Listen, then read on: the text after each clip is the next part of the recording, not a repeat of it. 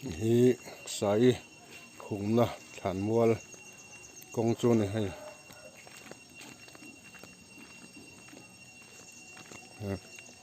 an chuk khazela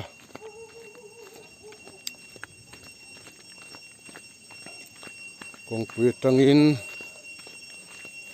mata ra samma velani a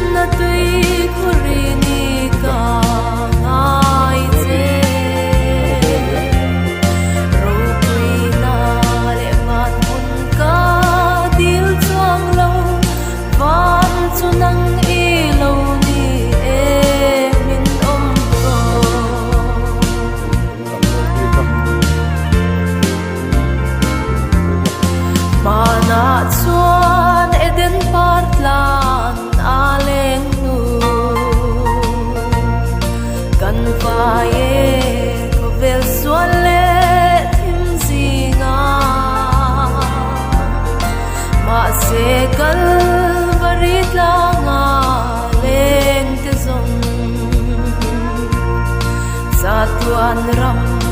eden thar nuam khia na olal pa katan eng kim pa eng kim nun na tui khori ni ka ngai che ro pri na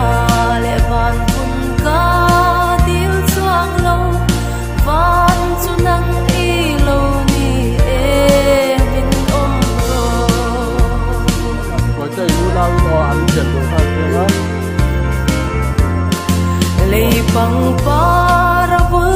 ta song an lo chuai an lom la le an ri moi po are o kalal imel ero a chul lo min ne man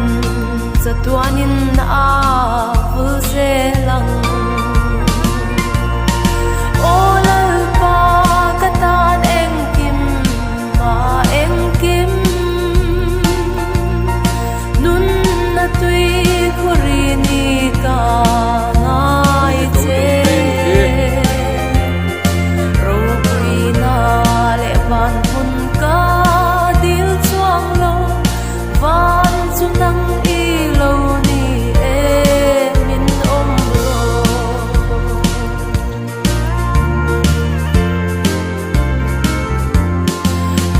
ming ka